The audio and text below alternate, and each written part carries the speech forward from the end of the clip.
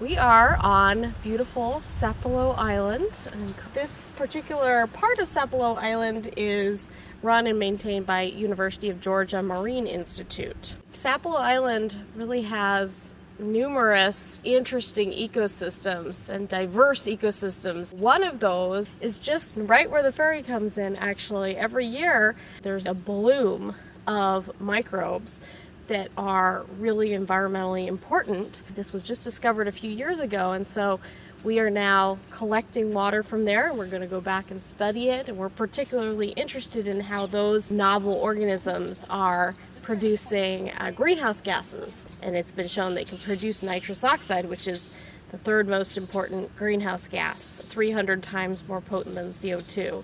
This is really a historical site in many ways, and particularly for science, it's really become one of these ecosystems around the country where scientists just come back over and over and over again. So there are these kind of model sites, and Sapelo Salt Marsh is one of those sites.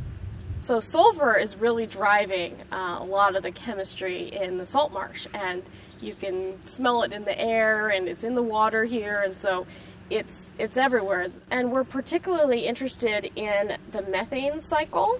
So methane being the second most important natural greenhouse gas, 25 times more potent than CO2. So we were going out there and we were trying to find zones where we might have methane available as well as iron and manganese available.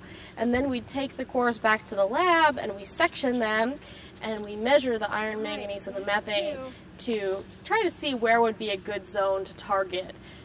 Once we get back to Georgia Tech, then we can set up these incubations and enrichments. One of the best parts of our job as faculty at a university and at Georgia Tech is that we're really encouraged to take students to the field and to, give them a taste of really what environmental science is all about, is really getting out and taking your own samples from the environment and getting to know an environment very well. Woo! There's a lot of bugs on my feet.